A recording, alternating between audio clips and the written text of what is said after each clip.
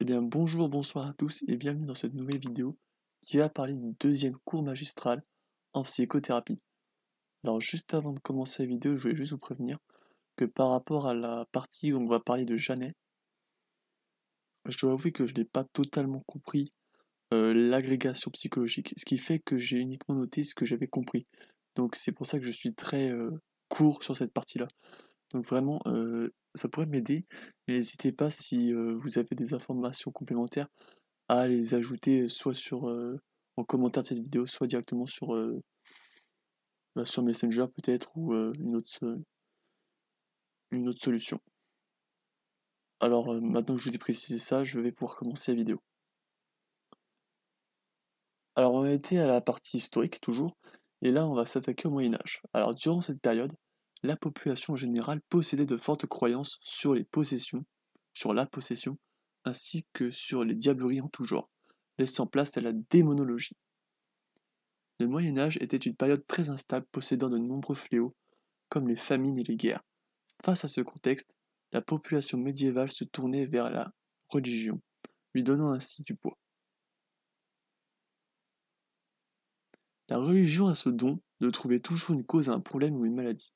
La responsabilité des fléaux était donnée aux sorcières ainsi qu'aux démons. De plus, la dénonciation était très bien vue à l'époque, au sens où aider à éliminer un démon plairait à Dieu.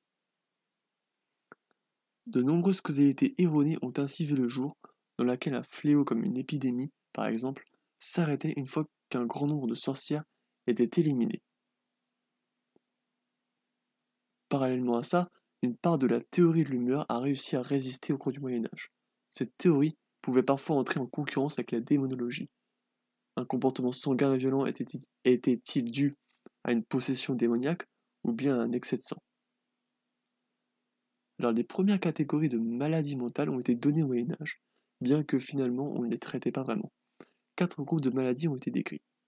Les maladies mentales avec fièvre, les maladies mentales sans fièvre, l'affaiblissement mental et les états stuporeux. Alors maintenant on va passer à une grande partie qui parle du traitement moral, du magnétisme et de l'hypnose. Et tout ceci au cours du XVIIIe siècle et XIXe. Donc voilà, au cours de cette période-là. Au XVIIIe siècle, la démonologie a perdu de sa popularité grâce à une période de calme permettant l'essor d'un grand mouvement intellectuel. On pense aux philosophes des Lumières. Alors Pinel, donc au XVIIIe siècle, est le premier à voir l'aliéné comme une personne et non plus comme un malade incurable. Basé sur la théorie des passions, donc de Galien, il a révolutionné l'institution où il travaillait. Il travaillait à l'hôpital Bicêtre. Il a permis l'amélioration des conditions de vie des internes, notamment les déchaînants.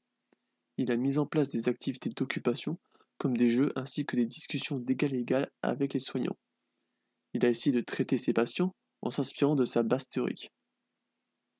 Il a aussi créé le dossier patient, ce qui permet encore aujourd'hui de connaître l'histoire d'un patient ainsi que son évolution dans la maladie. Et pour finir, c'est aussi Pinel qui a introduit la nosographie, c'est-à-dire une description et une classification des maladies selon leurs points communs. Alors le traitement moral de Pinel fonctionne sur le long terme et uniquement avec des individus en institution. En passant par des aspects relationnels et techniques, le soignant va tenter d'apprendre au patient à contrôler ses passions. On a ici l'ancêtre de la régulation émotionnelle. Le traitement moral se déroule avec des discussions d'égal à égal où il n'y a ni autorité ni contrainte. L'approche est donc bienveillante. Alors ce traitement moral sera cependant très difficile à mettre en place à cause d'un nombre conséquent de soignants nécessaires. Cette approche n'a pas non plus de base théorique solide, s'inspirant d'une théorie vieille de l'Antiquité, la théorie des passions de Galien. Alors maintenant, là, c'est une très grosse partie. C'est Mesmer et ses successeurs, plutôt ceux qui ont poursuivi ses travaux, si on peut dire ça ainsi. Alors Mesmer a eu avec sa théorie énormément de succès, excepté dans le domaine scientifique. Il utilisait un dérivé de la magie sous une allure scientifique. Pour lui, un fluide réunit tous les individus de l'univers. Une personne atteinte d'une maladie n'aurait juste pas assez de fluide à sa portée. Ainsi, des magnétiseurs redistribueraient le fluide manquant. Alors Mesmer croyait en ce qu'il faisait et de nombreux adeptes sont apparus, au point que Mesmer a rejoint la cour de Louis XVI. Alors avec un nombre d'adeptes conséquent, le magnétisme à la base individualisé finit dans une approche groupale.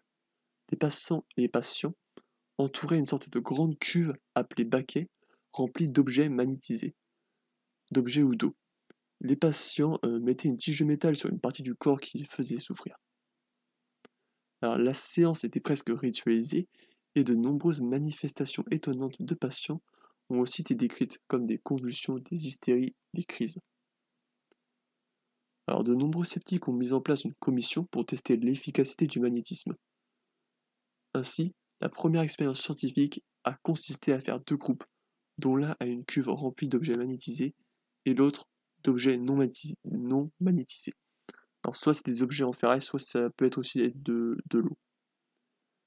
La commission n'a observé aucune différence entre les deux groupes, ce qui a conduit Mesmer à devoir s'exiler de France.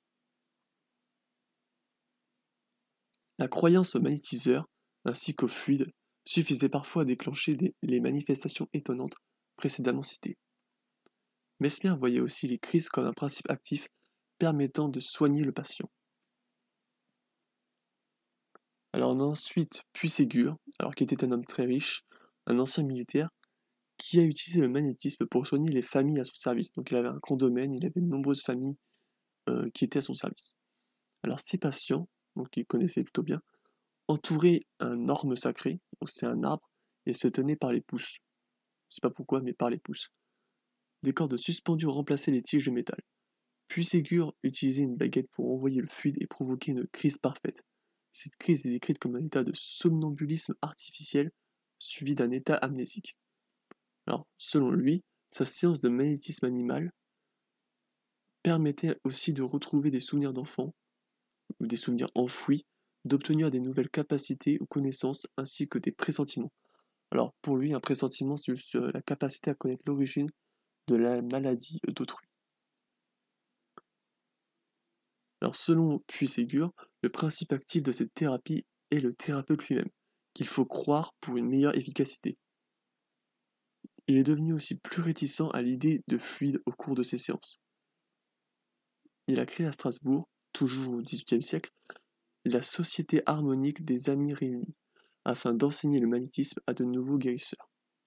Pour lui, une séance de magnétisme ne devait être pratiquée qu'à des fins utiles, autrement dit quand des mots sont réellement présents.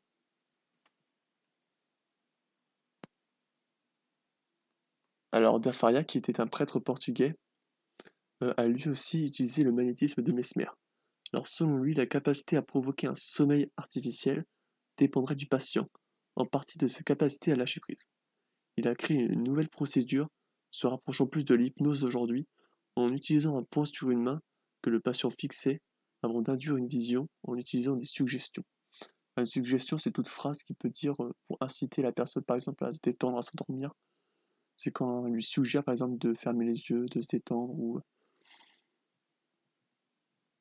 des choses de ce genre.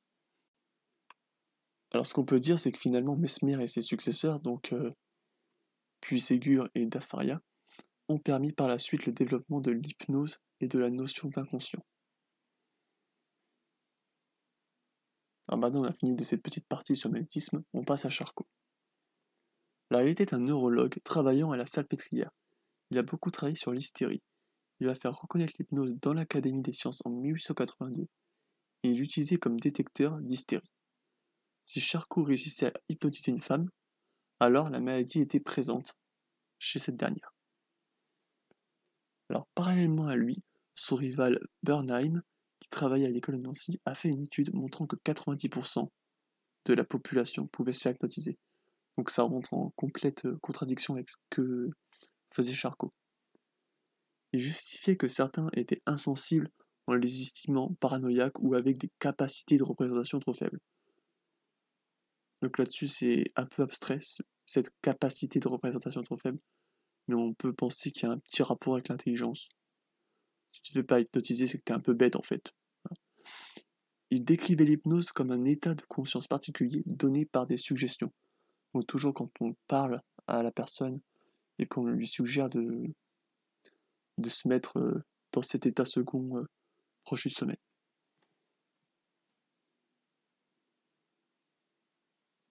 Alors selon Bernheim, du coup, et de nombreuses autres personnes qui derrière, enfin, je crois que je vais juste dire la phrase comme je dois la dire. Finalement, l'hypnose peut permettre de traiter des états physiques et psychiques en passant par un état physiologique proche du sommeil, ce qui la rend proche des psychothérapies actuelles.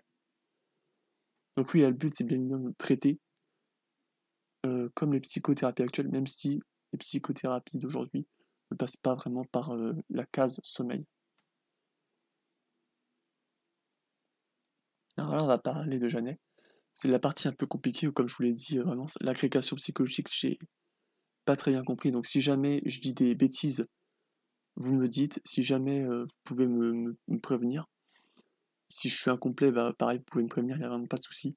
Bah, je le prendrai même très bien parce que bah, ça me permettrait de compléter, entre guillemets. Après là, ce que je mets dans cette vidéo, c'est uniquement ce que j'ai cru vraiment bien comprendre. Alors Jeanne, il a introduit 3 nouvelles notions. Donc déjà, on a l'automatisme psychologique, qui suppose que certaines fonctions supérieures auraient un contrôle automatique sur des fonctions inférieures. L'idée fixe, qui est aujourd'hui appelée la reviviscence mentale. Donc pour lui, c'est quand on revient à un événement où l'individu n'a pas réussi à s'adapter.